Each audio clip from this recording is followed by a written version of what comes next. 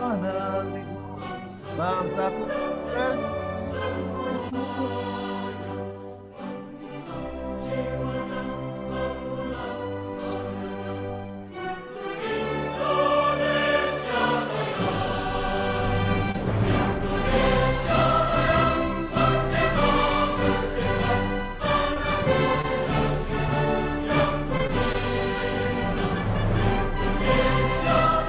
raya kebangsaan kita,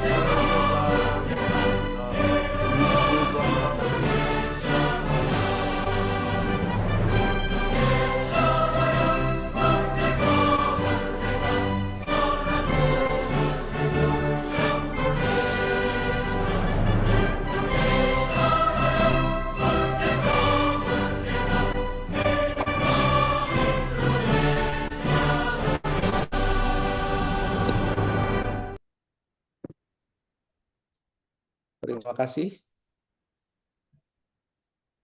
Agar acara bestari kali ini mendapatkan keberkahan serta menjadi nilai ibadah untuk kita semua, marilah kita tundukkan kepala seraya berdoa, memohon keridhaan Allah, Tuhan Yang Maha Esa. Doa akan dipandu oleh Saudara Agus Surahman. Kami persilahkan. Assalamualaikum warahmatullahi wabarakatuh. Salam.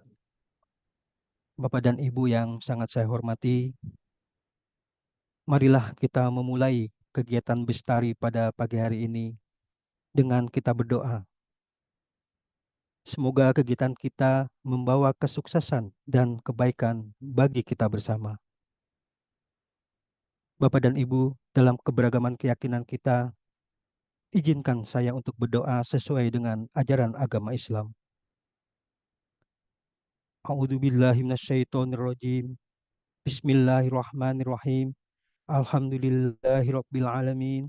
Hamdan syakirin, hamdan na'imin, hamdan yuafi ni'amahu wa yukafi'u mazidah.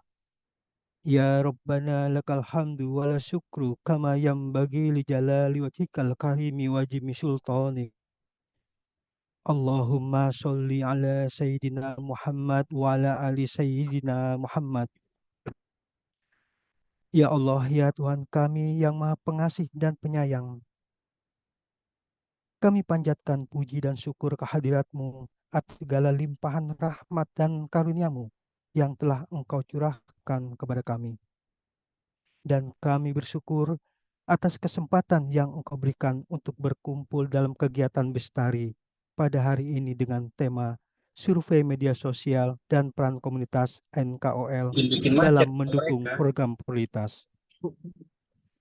Ya Allah, bukalah hati dan pikiran kami agar senantiasa terbuka untuk menerima masukan dan informasi dari semua peserta yang hadir.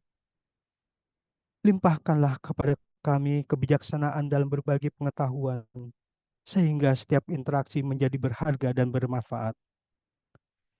Ya Allah, ya Tuhan kami yang Maha Pengasih, kami memohon bimbingan dan petunjuk-Mu agar kegiatan ini dapat terlaksana dengan lancar, penuh makna, dan menghasilkan buah yang baik.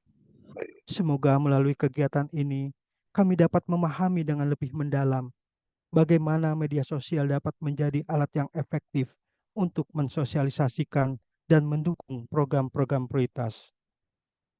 Ya Allah, berilah kami kekuatan dan keteguhan dalam menjalankan tugas dan tanggung jawab kami. Berikanlah kami kearifan dan kejernihan dalam berpikir, sehingga kami dapat menganalisis data dengan tepat, memahami peran penting komunitas dan KOL dalam menyebarluaskan informasi, serta merumuskan strategi yang efektif untuk mengoptimalkan penggunaan media sosial dalam mendukung program prioritas. Ya Allah, jadikanlah kegiatan ini sebagai wadah untuk mempererat tali silaturahmi, meningkatkan pengetahuan dan wawasan, serta melahirkan ide-ide kreatif dan inovatif yang bermanfaat bagi kemajuan program prioritas PDM. Semoga segala upaya dan hasil yang kami peroleh dalam kegiatan ini mendapat ridho dan berkah dari-Mu. Rabbana atina fid dunya hasanah wa fil akhirati hasanah wa qina adzabannar. Subhanaka rabbil izzati amma yasifun. Wassalamun alal mursalin. Walhamdulillahirabbil alamin. Wabillahi taufik wal hidayah. Wassalamualaikum warahmatullahi wabarakatuh. Waalaikumsalam.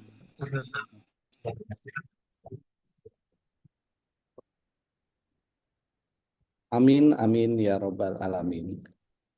Jauh pulau dari Malaka, pergi haji ke kota Mekah. Dengan bismillah acara Salam dibuka, Peyek. semoga semuanya mendapat berkah. Amin. Acara selanjutnya, arahan sekaligus membuka acara Bestari hari ini oleh Bapak Direktur Pendidikan Masyarakat Pendidikan Khusus, Dr. Baharudin SPD MPD.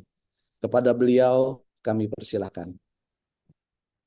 Baik, makasih Pak Mael. Apakah suara saya kedengaran? Terdengar jelas, Pak. Baik, makasih. Bismillahirrahmanirrahim. Assalamualaikum warahmatullahi wabarakatuh. Selamat pagi, salam sejahtera untuk kita semua. Yang saya hormati Pak Kasubag, Bapak Rahmat Taufik. Yang saya hormati Bapak-Bapak Widya Prada Ali Utama, pejabat fungsional media dan muda, kemudian teman-teman ketua tim kerja di lingkungan PMBK, dan teman-teman semua sahabat PMBK yang sudah hadir pada kesempatan ini. Saya melihat ada 94, mudah-mudahan nanti ikut semua. Pertama-tama mari kita panjatkan puji syukur kehadirat Allah Subhanahu wa taala, Tuhan yang Maha Kuasa yang senantiasa memberikan kita kekuatan, kesehatan, kesempatan sehingga kita bisa melaksanakan tugas-tugas kita, baik tugas kedinasan maupun tugas-tugas sosial lainnya, dan mudah-mudahan kita mampu melaksanakan tugas-tugas ini dengan baik dan lebih baik, dan mungkin nanti pada akhirnya kita mendapatkan hasil yang terbaik, baik di sisi pemerintahan kita, mungkin nanti kemudian pada saat nanti kita bisa memetik hasil sebagai sebuah amal ibadah. Bapak Ibu sekalian yang saya hormati, pertama terima kasih kepada Bapak Ibu tim yang sudah secara konsisten melaksanakan kegiatan ini. Kita manfaatkan kegiatan ini sebagai wadah untuk berbagi informasi, memperkuat kolaborasi kita dalam bentuk kerjasama dan saling mendukung. Yang kedua, Bapak Ibu sekalian, pada kesempatan ini izin saya menyampaikan yang pertama, mari kita manfaatkan media sosial untuk mendukung tugas-tugas kita. Kemudian yang kedua, jangan lupa kita bermedia sosial dengan cara bijak dan mengedepankan nilai-nilai kearifan, nilai-nilai yang baik, sehingga ketika kita menggunakan media sosial tidak ada yang merasa dirugikan, terutama institusi kita. Kemudian mari kita manfaatkan media sosial ini untuk men-sharing informasi-informasi terbaik yang bisa menjadi konsumsi konsumen kita, khususnya di pendidikan masyarakat dan pendidikan khusus. Kemudian pada kesempatan ini izin saya menyampaikan arahan pimpinan, Bapak Ibu sekalian. Saat ini kita sudah tahu bahwa semalam kita sudah tahu bahwa Kementerian Pendidikan, Kebudayaan, Riset dan Teknologi ini terbagi menjadi tiga kementerian. Pertama, Kementerian Pendidikan Dasar dan Pendidikan Menengah, kemudian Kementerian Riset, Sains dan Dikti, kemudian Kementerian Kebudayaan. Apa maksudnya, Bapak Ibu sekalian? Dengan pecahnya satu kementerian menjadi tiga, tentu secara tata kelola organisasi juga akan berubah. Oleh karena itu, pimpinan yang lebih tinggi memberikan arahan bahwa agar kita selalu dan senantiasa menyiapkan diri untuk bekerja dengan baik, bekerja dimanapun kita nanti ketika kita ditempatkan. Ini dalam rangka kita menjunjung profesionalisme, kemudian mengedepankan loyalitas dan integritas yang menjadi tugas dan tanggung jawab kita sebagai ASN. Bapak Ibu sekalian, ada beberapa hal yang perlu kita perhatikan ketika nanti ini terjadi dalam beberapa waktu yang mungkin tidak terlalu lama lagi terkait dengan pengaturan dan penataan kepegawaian di 3 kementerian yang tadi sumbernya satu. Misalnya di sini ada 3 kementerian, kemudian 9 unit utama, kemudian ada beberapa staf ahli, kemudian ada banyak eselon 2 yang akan berubah. Berubah dalam arti karena 3 kementerian tentu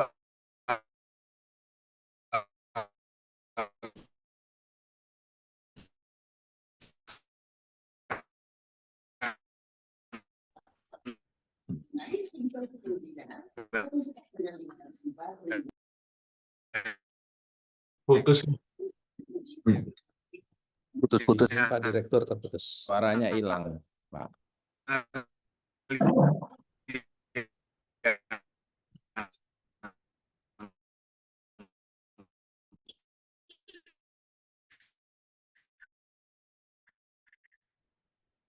berubah.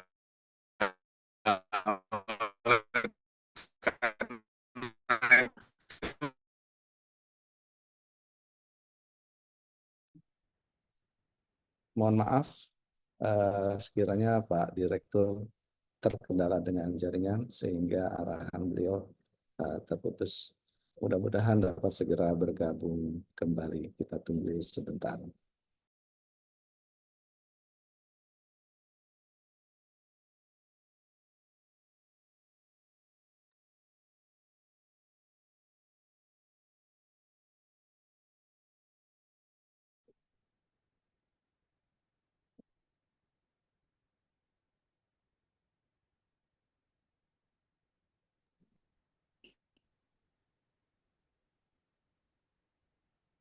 Kita tunggu sebentar ya Bapak Ibu. Ya, mohon maaf ada gangguan teknik kalian.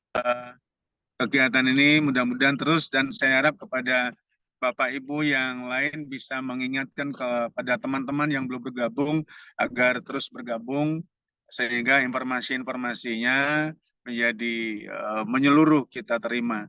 Demikian dengan ucapan Bismillahirrahmanirrahim, kegiatan Bestari pada hari ini tanggal 21 Oktober 2024 kita buka secara bersama-sama. Demikian, Assalamualaikum warahmatullahi wabarakatuh dan selamat pagi, salam sejahtera untuk kita semua. Waalaikumsalam warahmatullahi wabarakatuh. Terima kasih Bapak Direktur. Mudah-mudahan apa yang menjadi arahan beliau dapat kita laksanakan bersama. Kita lanjutkan dengan acara selanjutnya. Berbagi informasi dari tim Ker2 yang pada kesempatan kali ini ada 2 informasi yang akan dibagikan oleh tim Ker2. Yang pertama akan disampaikan oleh Saudara Nisa Indriani, SPD MSI, dengan tema survei media sosial. Kepadanya kami persilahkan. Ya, izin terima kasih Pak Ismail. Apakah suara saya terdengar? Jelas, terima kasih. Ya, saya coba share screen dulu ya.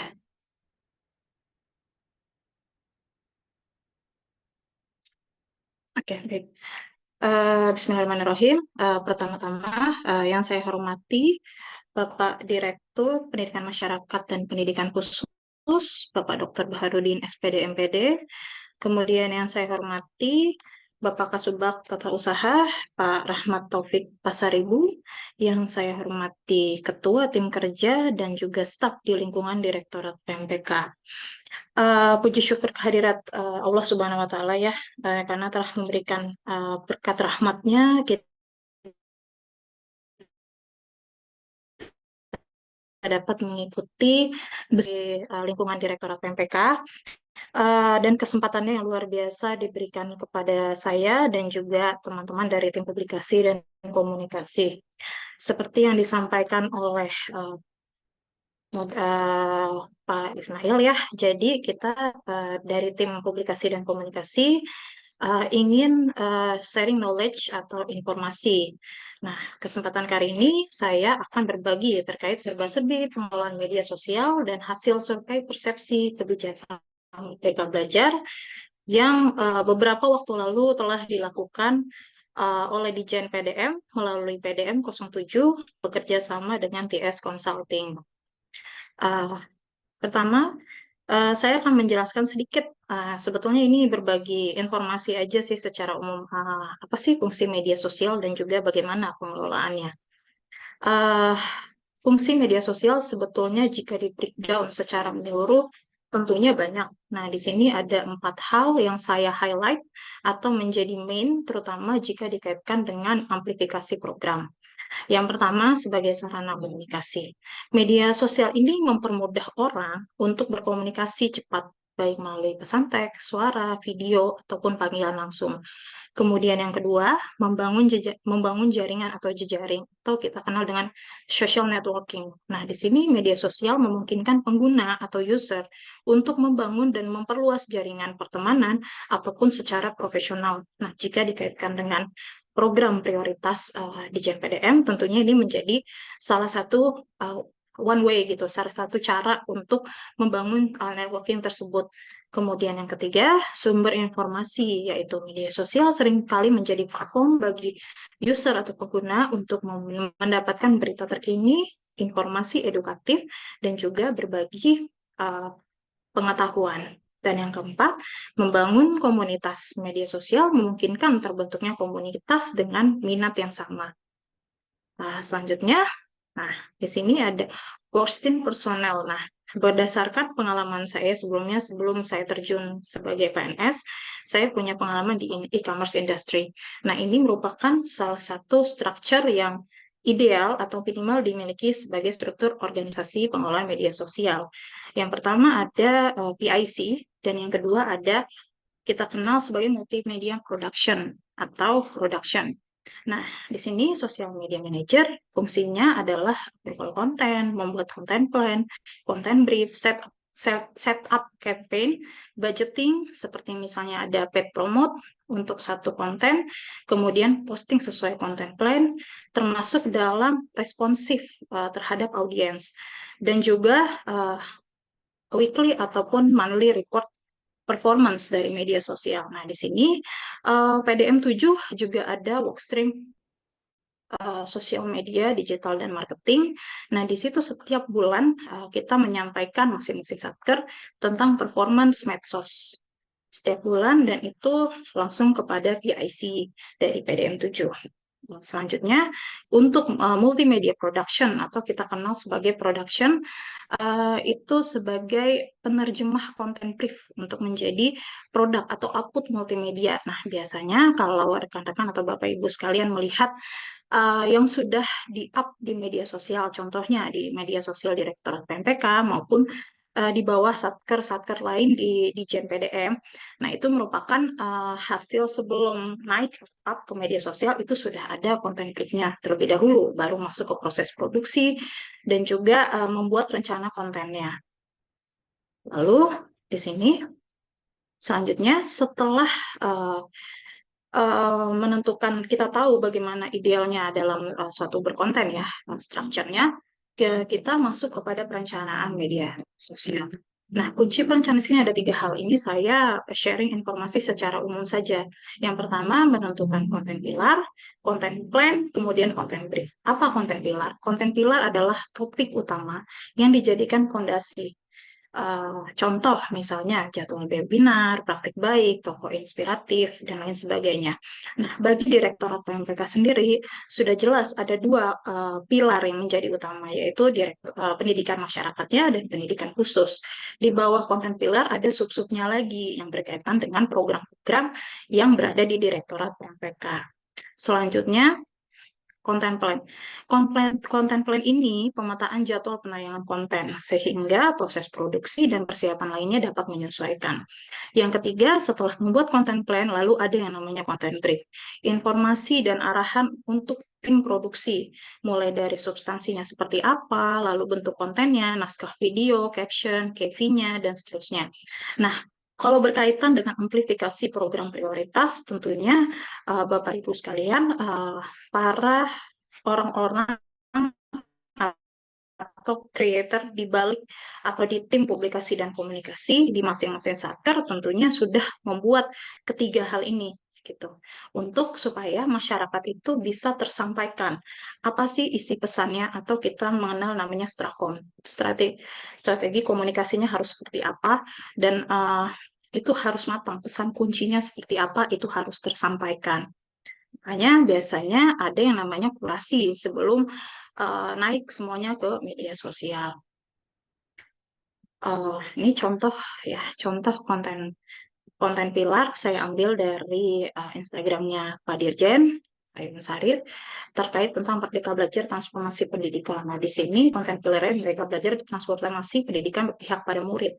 Di bawahnya ada sub-subnya, yaitu ada gotong royong, misalnya kontennya memamerkan tentang karya siswa, guru, capsek, dan sebagainya. Lalu ada informasi pembelajaran, kontennya terkait apa, lalu ada ekosistem pendidikan, lalu ada pilar. Nah, ini merupakan sub-sub dari pilar tersebut. Pilar itu adalah tiangnya gitu ya, tiangnya dari konten itu. Lalu ada sub-subnya sebagai turunan dari pilar tersebut. Nah, jika konten pilar sudah ditentukan, Bapak dan Ibu, sekarang waktu yang dilakukan adalah menyusun konten plan. Cara sederhana ada 4 hal untuk menyusun konten plan. Yang pertama, tentukan skala prioritas dari konten pilar. Yang kedua, tentukan frekuensi post atau bulanan seluruh kanal yang dimiliki. Yang ketiga, tentukan rasio post per bulan untuk masing-masing konten pilar. Dan yang keempat, petakan konten pilar ke dalam konten plan dengan mempertimbangkan di mana audiens itu trafficnya sedang tinggi-tingginya gitu untuk up ke media sosial. Di mana kita bisa mendapatkan itu jika akunnya berbasis bisnis. Contoh Direktur PMPK itu kita bisa breakdown dari situ, kita lihat dari dashboardnya gitu. Itu kita bisa lihat engagementnya seperti apa, rasio usianya dari rentang usia berapa hingga berapa yang mengakses informasi tersebut. Nah, itu bisa kita lihat dari situ. Sebetulnya hal-hal ini juga bisa mungkin ya, saya sharing informasi secara umum ini bagi mungkin Bapak Ibu sekalian yang ingin menjadi seorang content creator, gitu kan. Ya, mengisi di sela-sela main activity-nya sebagai PNS mungkin bisa sebagai content creator. Kenapa content creator seperti YouTuber itu mereka ada memasang sistem upload setiap hari. Karena mereka ingin mencari segmen mana yang kira-kira audiens itu bisa tangkap dan reach-nya nyampe ke audiens. Nah, itu salah satu trik gitu ya. Nah, selanjutnya ini merupakan template dari konten plan. Nah, ini sudah turunan dari workstream membuatkan ini dan ini sudah bisa diaplikasikan baik di level pusat maupun ke UPT. Selanjutnya, contoh konten brief. Nah, ini menjadi salah satu hal yang penting juga dalam membuat konten. Sebelum masuk ke produksi, tentunya harus ada drafting. Seperti apa konten yang dimau. Nah, apakah bentuknya video, ataukah bentuknya carousel, atau flyer, dan sebagainya. Semakin detail kita memberikan informasi dalam konten brief, Bapak dan Ibu sekalian, maka outputnya akan semakin baik. Artinya, tim graphic designer akan memvisualisasikan itu semakin baik.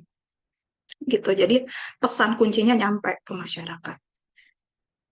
Selanjutnya isi pesan dan kemasan isi pesan. Nah, di sini isi pesan, informasi yang disampaikan dalam bermedia sosial supaya tidak terjadi misleading information, terutama untuk akun-akun di bawahnya lembaga atau instansi. Nah, informasi yang disampaikan itu harus benar. Pastikan juga relevan dengan audiens, targeting audiens yang dituju, gitu. Dan ini disampaikan dengan bahasa atau diksi yang gampang diterima, namun selain isi pesan, kemudian cocoknya dikemas dikemas menjadi apa sih? Ada video, ada reels. Penting kita tuh ada yang namanya trial and error dalam bermedia sosial.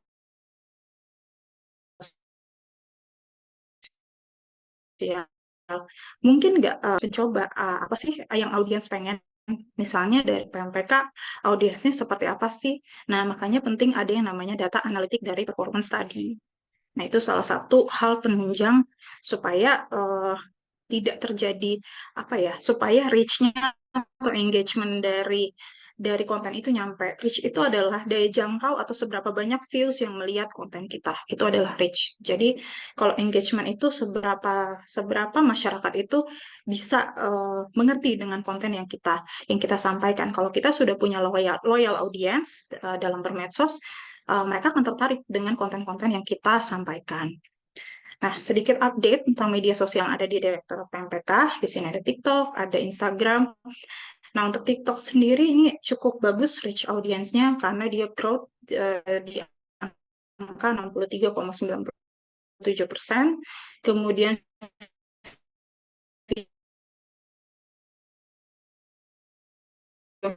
views-nya juga growth jadi 60,15% dan rentang usia demikian gitu. Nah, ini data per Oktober tahun 2024. Nah, sementara untuk YouTube, Facebook, dan juga laman PMPK, kita juga miliki ini sebagai aset dari Direktorat PMPK. Untuk YouTube sendiri growth-nya sangat bagus ya. Dari bulan lalu itu sekitar 47.000 dan media sosial di PMPK ini sangat positif dan ini tentunya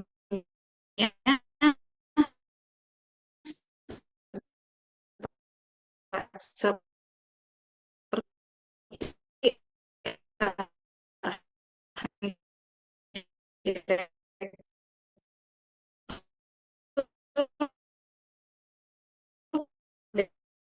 Merdeka Belajar. Satu. Bapak dan Ibu sekalian, seperti yang sudah saya sampaikan sebelumnya, PDM 7 sudah bersama TX Consulting telah melakukan survei ini tentang persepsi kebijakan Merdeka Belajar, termasuk seberapa berpengaruhnya sih dari media sosial ini terhadap implementasi program kebijakan protas yang ada di kebijakan Merdeka Belajar gitu. Nah, tujuan dan latar belakangnya, kebijakan Merdeka Belajar ini sudah diluncurkan sejak tahun 2022. Merupakan salah satu langkah transformasi pendidikan demi terwujudnya SDM unggul Indonesia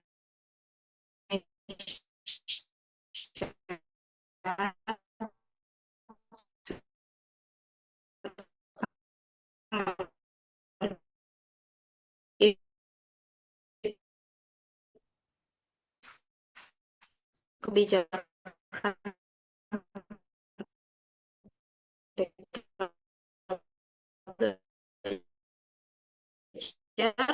tingkat manfaat dan kualitas komunikasi terhadap kebijakan Merdeka Belajar.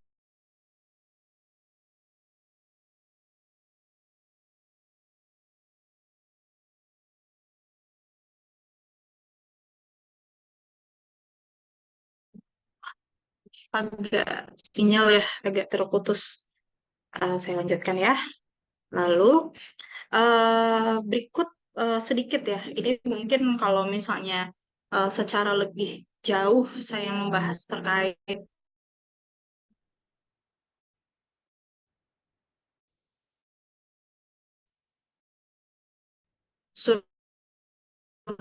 surveinya, sekiranya ini bukan, karena ini ranahnya dari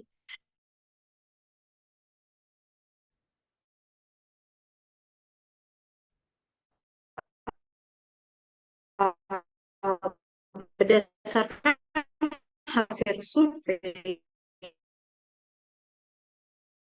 bahwa nah ini indeks secara regional gitu, hasil survei persepsi masyarakat terhadap seberapa tahu sih masyarakat terhadap kebijakan Merdeka Belajar secara regional. Lalu dari 12 protas, terdapat 2 protas yang meraih skor tertinggi, yaitu kurikulum Merdeka dan PPDB. Sementara 7 protas perlu adanya peningkatan dan pemilik skor terendah perlu dilakukan evaluasi mendalam. Nah, di sini yang merah-merah itu merupakan skor yang rendah karena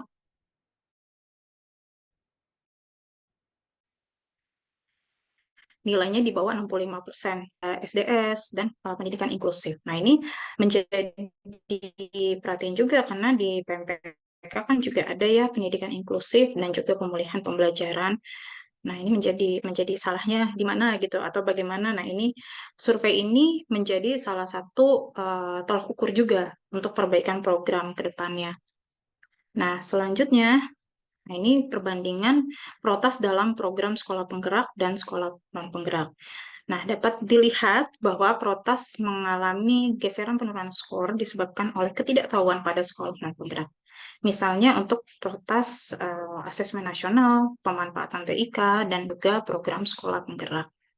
Selanjutnya, nah ini media sosial. Ternyata seberapa besar sih pengaruh media sosial terhadap amplifikasi program atau protas ini?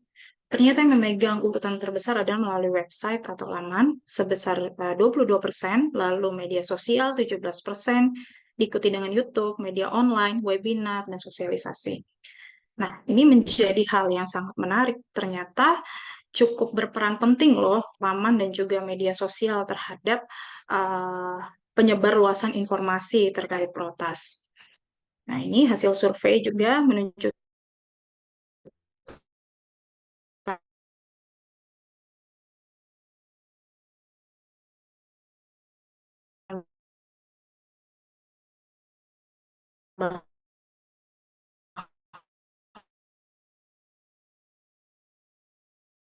dan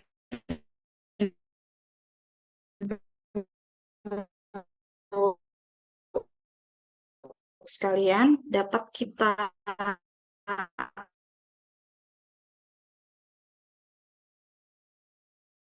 ambil kesimpulannya berdasarkan survei cukup paham, yaitu sebesar 82%, dan merasa bahwa protes tersebut memberikan tingkat kebermanfaatan yang baik untuk 91%. Berdasarkan dari data survei persepsi masyarakat, amplifikasi terhadap program prioritas itu dirasakan atau paling tinggi melalui laman atau website yaitu 22% dan media sosial 17%. Nah, langkah yang dapat dilakukan untuk kedepannya adalah melalui sosialisasi dan edukasi program prioritas, membangun kolaborasi, pemahaman kepada seluruh pemangku kepentingan. Nah, untuk media sosial sendiri, Bapak dan Ibu sekalian mungkin langkah yang bisa dilakukan adalah dengan melakukan update, identifikasi isi konten, fokus pada perbaikan isi konten,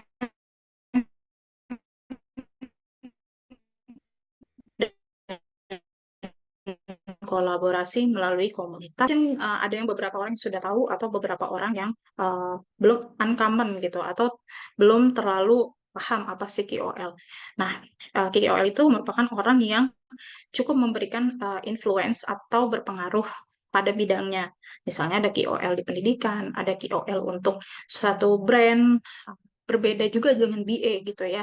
Mungkin untuk lebih jelasnya lagi seperti apa peran KOL, lalu apa yang harus dilakukan untuk menjalin komunikasi yang baik untuk terhadap KOL tersebut agar bisa menyebarluaskan informasi terhadap program-program baik itu protas maupun program-program yang ada di PMPK. Mungkin lebih spesifiknya lagi nanti akan dijelaskan oleh Mas Ruri ya, karena dia bisa memberikan insight-insight terkait dengan KOL. Dan menurut saya ini menjadi salah satu sarana untuk, karena melihat tadi ternyata masih ada protas-protas yang orang lain belum terlalu tahu gitu atau kurang optimal dalam penyebarluasan informasinya gitu. Mungkin sekian dari saya kembalikan kepada MC yaitu Pak Ismail. Terima kasih. Wassalamualaikum warahmatullahi wabarakatuh. Waalaikumsalam warahmatullahi wabarakatuh. Terima kasih Mbak Nisa atas informasinya. Demikian berbagi informasi pertama. yang disampaikan oleh Mbak Nisa. Demikianlah bahwa sosial media Direktorat PMPK juga tidak menyebarkan informasi secara sendiri atau internal, tetapi juga bekerja sama dengan komunitas serta KOL dalam mendukung program prioritas PDM. Nah, untuk berbagi informasi yang kedua, ini menyangkut dengan tema peran komunitas dan KOL dalam mendukung program prioritas PDM yang akan disampaikan oleh Saudara Miftahul Sururi. Beliau adalah tim KOM PDM 07 yang akan mentransfer knowledge untuk kita semua. Apakah Mas Sururi sudah berada di ruang Zoom? Selamat pagi Pak Ismail. Sudah Pak, saya izin 1 menit untuk ambil charger dulu Pak ya, karena laptopnya udah mau mati sebentar. Baik, kami tunggu mohon informasinya jika sudah selesai. Jarak. Seperti yang ya, Mas Rudi.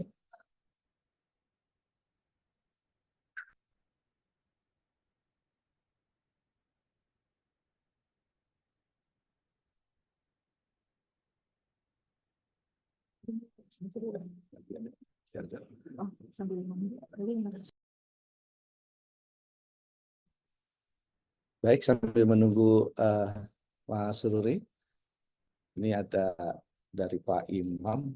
Sebagai lembaga yang menangani pelayanan publik, ada baiknya juga dibentuk tim yang menangani keluh kesah masyarakat. Kebetulan Mas Imam, saya di stream helpdesk di PDM 07. Jadi Kemendikbud itu sudah ada helpdesk dari setiap masing-masing unit kerja atau satker. Di PMPK sendiri ada 5 orang tim helpdesk yang akan membantu keluhan serta pertanyaan dari masyarakat umum. Seperti itu. Jadi tim helpdesk ini setiap direktorat selalu ada, dan kita hanya cukup untuk WA atau masyarakat untuk WA ke nomor 0812 814 35091. Saya ulangi, 0812 814 35091. Nah, dari WA tersebut nanti akan diarahkan kemana pertanyaan tersebut. Demikian, Mas Imam. Sepertinya Mas Ruri sudah siap. Untuk Mas Ruri, Ya. kami persilahkan. Ya, terima kasih Pak Ismail dan teman-teman di PMPK. Assalamualaikum warahmatullahi wabarakatuh. Salam sejahtera buat kita semua. Salam kenal Bapak Ibu. Saya Ruri dari tim komunikasi, tim Koms Ditjen PDM yang sama-sama membersamai PDM 07 di PDM. Senang sekali rasanya bisa menyapa Bapak Ibu sekalian, dan saya mengapresiasi inisiatif forum ini karena mungkin semangat belajar dan berbagi dari masing-masing satker ini sudah ditunjukkan ya melalui forum ini. Merupakan forum yang baik gitu ya untuk bisa saling belajar dan berbagi, meskipun dari sisi waktu sedikit-sedikit, tapi dari sedikit-sedikit ini yang mungkin bisa jadi budaya yang baik. Saya izin menyampaikan, mungkin Pak Ismail, saya boleh dibantu untuk share screen karena sepertinya tidak kompatibel laptop saya untuk bisa share screen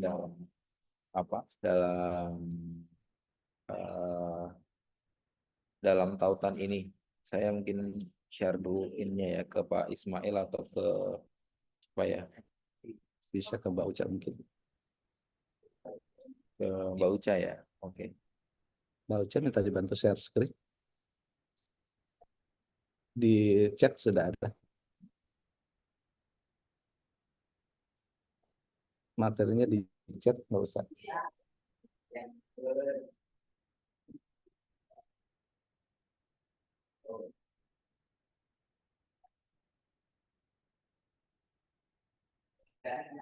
Sebentar.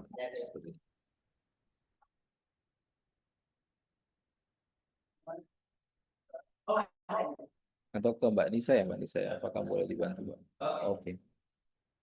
Di slide ini ya, Mbak. Slide 11, Mbak. Ya, slide 11. Betul. Iya Bapak Ibu, terkait dengan strategi komunikasi ini sebenarnya kan cukup banyak ya, cukup pendekatannya cukup banyak gitu dalam melakukan strategi komunikasi. Nah, mungkin yang saya ingin sampaikan terlebih dahulu adalah ini yang mungkin secara big picture bisa di refresh mungkin ya Mbak Jaya. Iya, sudah bisa di slideshow. Ini saya diberikan amanah untuk bisa sharing tentang strategi komunikasi pelibatan key opinion leader atau yang sering disebut KOL gitu ya dalam membantu komunikasi yang kita ingin sampaikan, baik untuk program kebijakan maupun untuk instansi maupun untuk perseorangan. Namun sebelum saya masuk ke detail tentang uh, pelibatan key opinion leader, mungkin di slide berikutnya saya ingin sampaikan ini biasanya kita menggunakan 5K ini ya dalam melakukan strategi komunikasi uh, di Merdeka Belajar ini. Mungkin ini dalam konteks saat ini juga kita juga masih menunggu gitu ya. Alhamdulillah kita sudah dapat menteri yang baru, kita akan menunggu arah kebijakan menteri yang baru dan posisi Merdeka Belajar dalam era kabinet yang baru ini. Tapi dari aspek strategi komunikasi biasanya kita menggunakan 5K ini. 5K ini yang mudah gitu ya untuk dipahami.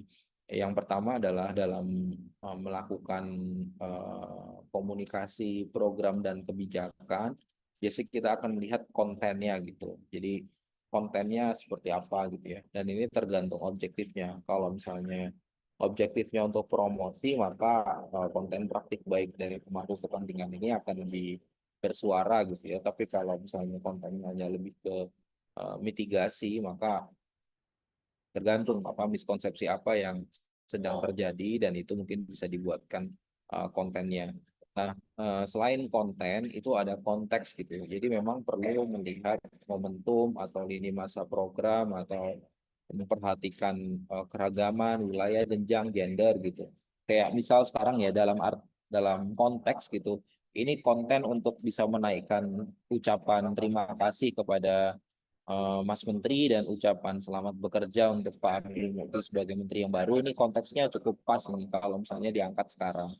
Jangan sampai ini konteks misalnya perubahan uh, susunan kabinet dari kemarin sampai hari ini itu sudah terjadi, tapi konteks kontennya akan dinaikkan 3 hari lagi. Itu juga udah agak terlambat gitu ya. Jadi konteks ini sangat perlu gitu untuk bisa memperkuat relevansi dengan konteks yang lagi berkembang di masyarakat.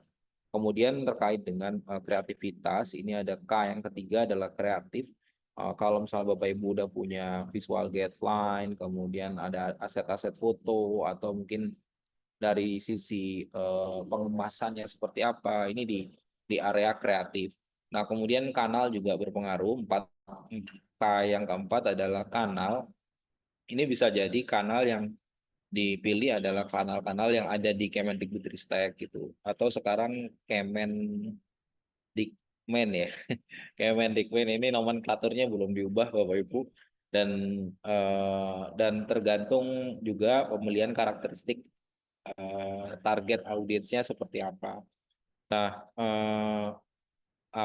kemudian yang terakhir adalah tentang komunitas atau yang KOL ini biasanya dimasukin dalam komunitas ini K yang 4, K yang kelima, komunitas atau KOL. Jadi komunitas ini sangat strategis dalam membantu kita gitu untuk melakukan komunikasi kepada target audiens kita, baik memposisikan mereka sebagai mitra komunikasi maupun sebagai kanal komunikasi gitu. Karena ada beberapa komunitas yang mereka punya medsos, mereka punya web gitu. Kalau misalnya posisinya seperti itu, mereka di apa diposisikan sebagai kanal, tapi ketika mereka ikut membantu mengkomunikasikan program-program kita, maka mereka diposisikan sebagai mitra gitu. Atau kalau misalnya ini sifatnya individu, ini bisa masuk ke KOL itu sendiri. Nah, saya masuk di K yang kelima ini ya, karena ada dua, komunitas dan KOL, saya akan lebih banyak ke KOL-nya. Lanjut di slide berikutnya, ini kita tahu sendiri bahwa biasanya itu kan ada tiga gitu ya. Ini isu yang saya ambil gitu ya. Pertama adalah miskonsepsi dan misinformasi dalam menyampaikan program kebijakan itu pasti ya gitu ya. Terdapat miskonsepsi atau hoax terkait apa yang kita udah lakukan di pusat atau di daerah gitu di kalangan ekosistem pendidikan kita. Nah, yang kedua adalah isunya adalah pemahaman nilai dan kebijakan pendidikannya itu sendiri gitu. Jadi ini sudah disampaikan kebijakannya tapi mungkin kurang intens gitu, kurang intens atau ada pemahaman yang kurang kuat gitu dari aspek penilaian dan nilai dan kebijakan itu sendiri. Yang terakhir adalah kurangnya dukungan dari masyarakat terkait dengan program yang kita sampaikan. Jadi yang pertama tentang kesalahan informasi atau kesalahan konsep, kedua adalah kurangnya pemahaman, yang ketiga adalah kurangnya dukungan gitu, isu-isu yang ada di lapangan. Nah, selanjutnya ternyata cukup banyak gitu di slide berikutnya, cukup banyak sebenarnya pemangku kepentingan gitu ya yang bisa kita bisa engage gitu untuk bisa membantu kita dalam mengkomunikasikan kebijakan atau program. Di slide berikutnya, Mbak Uca, mohon izin. Nah, ini misalnya ya, peluang ini ada peluang gitu ya, berbagai key opinion leader itu memiliki pengaruh positif gitu dan bisa menginspirasi untuk mendukung komunikasi program dan kebijakan. Ini misalnya yang saya ambil contoh, Mbak Najila Shihab itu dia menulis di kolom kumparan gitu terkait dengan Merdeka Belajar yang saya pahami dan disalahpahami. Nah, ini beliau kan merupakan praktisi pendidikan di luar Kemendikbudristek gitu ya yang ikut membantu menyuarakan dan mendukung kebijakan Merdeka Belajar. Kemudian yang kedua adalah Maudy Ayunda, ini kemarin waktu ada agenda gitu ya, dia diundang untuk bisa berbagi pengalaman saat menjadi murid atau mahasiswa yang mana ini senada gitu dengan kebijakan Merdeka Belajar. Nah, ini kan bukan disampaikan oleh Kemendikbud ya, tetapi dari key opinion leader yang punya pengaruh positif dan bisa menginspirasi. Nah, ini peluang-peluangnya. Nah, di slide berikutnya. Nah, sehingga memang perlu gitu untuk bisa menjawab isu-isu di lapangan tadi terkait dengan miskonsepsi, kurangnya pemahaman, dan kurangnya dukungan, dan peluangnya cukup banyak key opinion leader yang punya pengaruh positif dan bisa menginspirasi dan bisa mendukung, maka perlu gitu strategi komunikasi melalui pelibatan KOL sebagai mitra untuk bisa meningkatkan kepercayaan satu, jangkauan kedua, serta dampak pesan yang ingin disampaikan. Atau ya tujuannya bisa menjawab isu-isu di lapangan tadi gitu. Yang tadi awalnya ada miskonsepsi, maka dengan pelibatan KOL ini kita bisa mengurangi miskonsepsi yang ada. Yang kedua, tadi adanya kurangnya pemahaman target audiens gitu ya. Ini sehingga meningkatnya penerimaan dan pemahaman target audiens kita. Yang terakhir tadi isunya adalah kurangnya dukungan, maka dengan pelibatan KOL ini kita bisa meningkatkan dukungan atas keterlibatan program-program kita. Nah, ini yang yang target KOL yang mungkin bisa bisa kita sama-sama Bapak Ibu nanti bisa cari gitu ya, siapa ya yang bisa mendukung, membantu, mengkomunikasikan program kebijakan saya. Yang pertama adalah yang punya kepedulian terhadap pendidikan.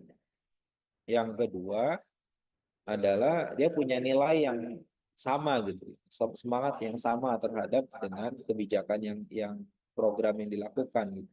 Misalnya si kebijakan, misalnya gerakan sekolah sehat gitu ya. Ada dokter yang punya pengaruh yang cukup kuat, gitu, dia aktif melakukan edukasi dan dia sama gitu punya nilai dan semangat yang sama terkait GSS, maka dia bisa di-engage gitu untuk bisa ikut membantu menyuarakan atau menyampaikan miskonsepsi yang ada. Kemudian ya mungkin punya anggota atau jejaring atau pengikut yang luas dan punya posisi atau pengaruh dan pengalaman yang selaras dengan kebijakan. Nah, ini perannya dia bisa memberikan pandangan atau perspektif opini pribadinya dia atau mewakili organisasi untuk bisa mendukung kebijakan-kebijakan kita. Ini bentuk-bentuk kerjasamanya ya, bisa jadi dia ngasih perspektif pribadi, opini pribadi, kemudian ditaruh di media sosial dia atau di blog dia gitu, atau di media daring gitu, media online. Kemudian bisa jadi kita undang mereka sebagai narasumber untuk webinar, talk show, podcast gitu. Kemudian statement-statementnya KOL ini kita bisa amplifikasi melalui kanal-kanal yang lain. Yang terakhir ini ya mengutip pernyataan KOL bisa mendukung produk komunikasi yang akan dipublikasikan. Di slide berikutnya, nah ini contoh-contoh gitu ya. Ini dari aspek jangkauan saat saat kurikulum Merdeka kemarin kita mengajak si Ruth Pratiwi ini, dia guru juga yang punya follower hampir 100.000 dan nah dia diundang untuk ikut festival kurikulum Merdeka dan dia membuat perspektifnya sendiri terhadap acara itu gitu yang akan diunggah melalui media sosialnya dia. Ini contohnya ya. Kemudian yang kedua, slide berikutnya.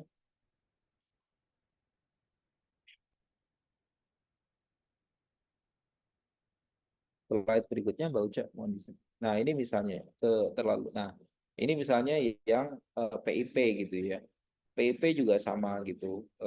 Ini dari aspek jangkauan juga mengundang si guru gitu ya, si Nanda YX ini untuk bisa membantu untuk mengkomunikasikan konten PIP. Kemudian slide berikutnya. Nah, ini yang di siaran pers gitu terkait kepercayaan. Dulu waktu ada program organisasi penggerak, mungkin Bapak Ibu ingat tahun 2021, ini kan programnya sempat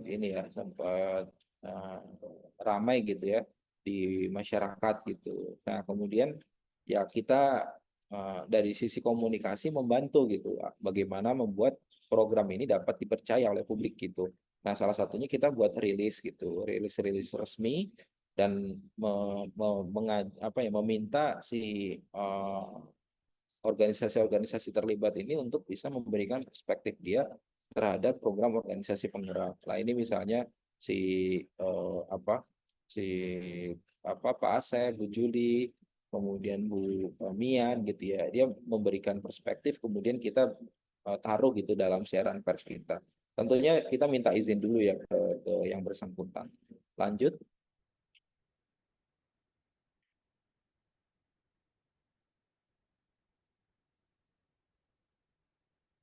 Slide berikutnya. Nah, ini misalnya juga kepercayaan Bapak Ibu mungkin ini tahu ya program sekolah penggerak yang awalnya diminta untuk setiap UPT berkomunikasi dengan Dinas Pendidikan agar membuat video dukungan kepala daerah terhadap program ini gitu. Ini juga sama. Ini menguatkan kepercayaan publik terkait dengan program sekolah penggerak itu sendiri. Nah, karena key opinion leader yang cukup berpengaruh adalah kepala daerah, maka yang disasar adalah kepala daerah untuk bisa membuat video-video ini. Lanjut. Nah, ini mungkin saya yang terakhir gitu ya, terkait dampak pesan. Ini juga sama terkait dengan program rekrutmen guru SMP 3K. Kita juga undang gitu ya, pemangku kepentingan yang punya suara gitu untuk bisa menguatkan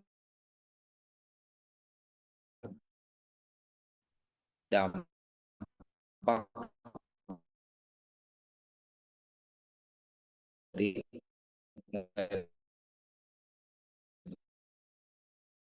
guru ASN Pemja.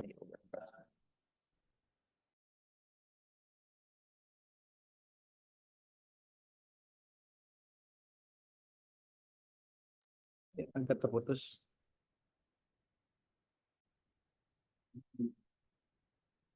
Halo Pak, saya kembalikan ke Pak Ismail ya Pak. Terima kasih. Baik, Mas Ruri, peserta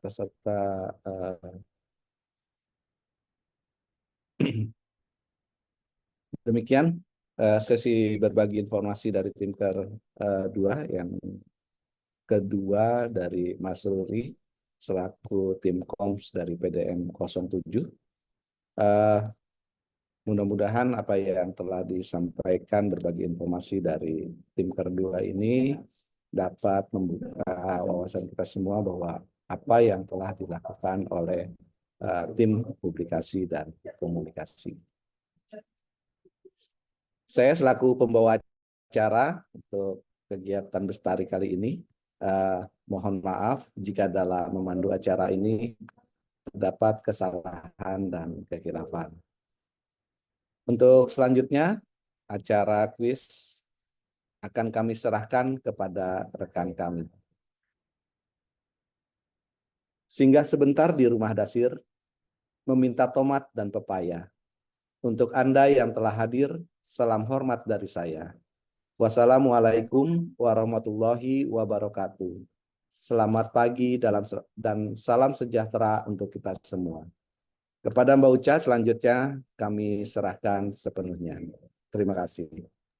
Waalaikumsalam warahmatullahi wabarakatuh. Diserahkan sepenuhnya ini Bapak Ibu. Jadi mohon izin Bapak Ibu untuk tim kerja 2 sebelum mengakhiri akan ada sedikit interaktif. Mohon izin Pak Ngadirin di jeda dulu untuk sesi tanya jawabnya akan dilakukan quiz time. Nah, Bapak Ibu, dari materi-materi yang sudah disampaikan oleh narasumber pertama yaitu Ibu Nisa Indriani dan juga Bapak Miftahul Nururi, kami dari tim kerja publikasi dan komunikasi mengadakan interaktif quiz time dengan tata cara sebagai berikut.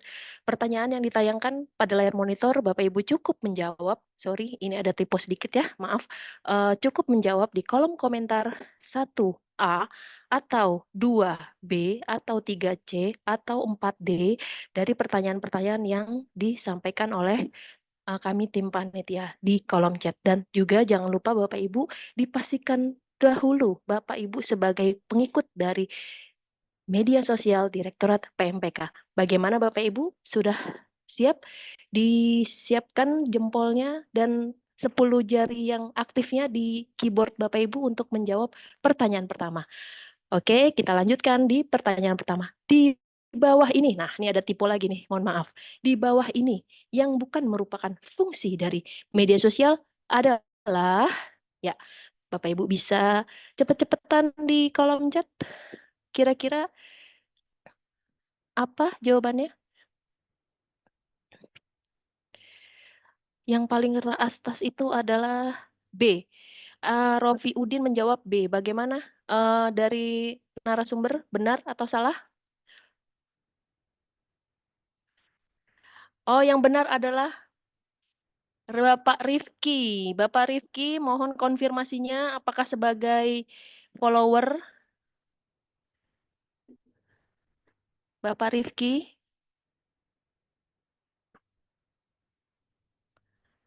Oke, nanti kita lanjutkan ya Bapak Rifki ya untuk di screenshot sebagai follower dari sosial media Direktorat PMPK atau bukan. Kalau misalnya tidak nanti turun lagi nih ke bawah. Tapi sepertinya tahun lalu Bestari kemarin kayaknya sudah menjawab juga nih dan sudah membuktikan juga sebagai follower.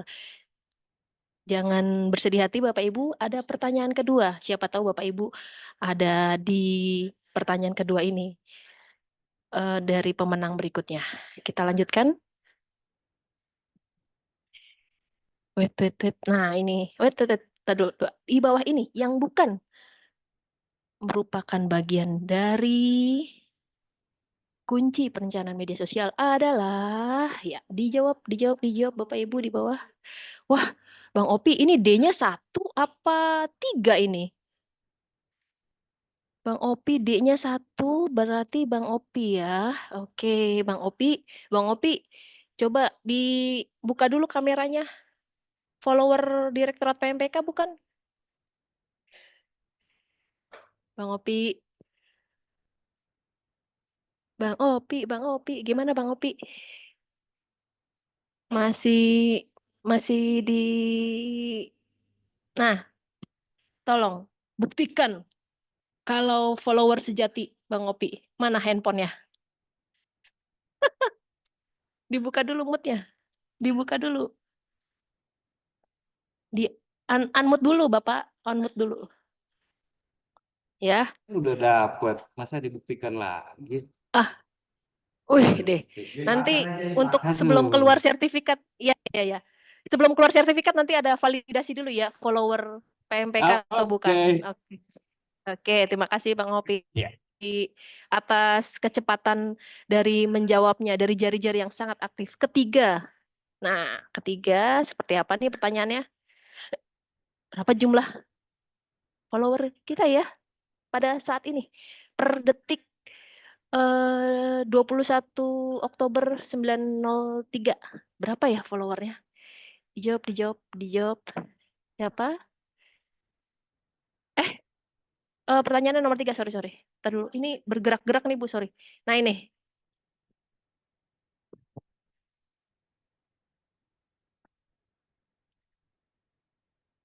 D. Oke, D-nya paling tinggi, yang paling tertinggi siapa ya? Pak Imam follower Direktorat PMPK bukan? Pak Imam, kami berharap Bapak menjadi follower Direktorat PMPK yang sejati. Oke. Pak Imam kayaknya udah menjawab tadi ya. Oke.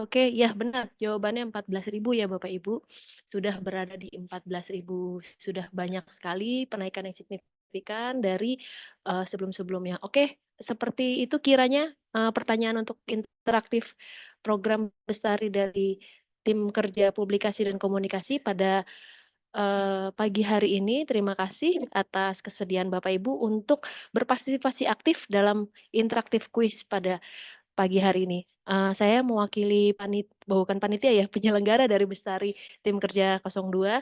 Memohon maaf atas kesalahan dan sekali lagi berterima kasih atas apresiasi yang telah diberikan oleh Bapak Ibu semuanya. Terima kasih semua. Mohon maaf diakhiri. Wabillahi taufik wal hidayah. Wassalamualaikum warahmatullahi wabarakatuh.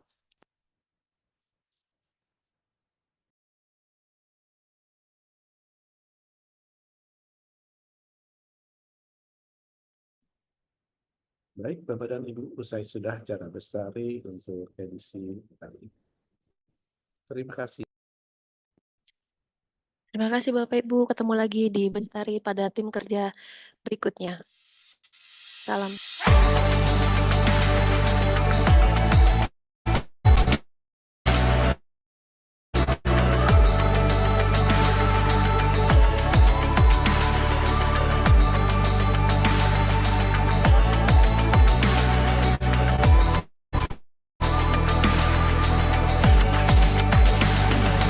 Mari wujudkan mimpi kita,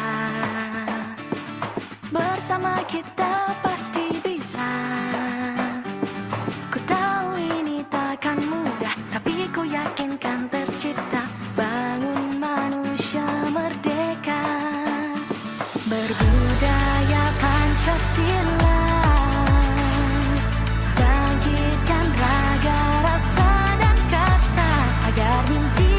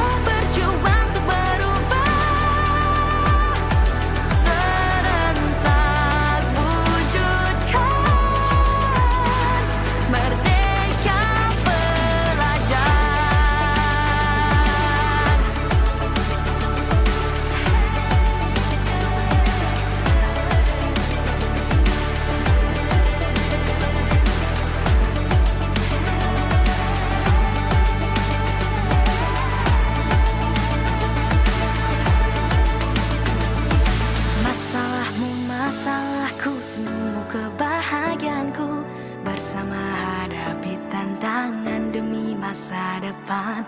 Mendengar dengan empati, bekerja sepenuh hati, menjadi duta penuh solusi.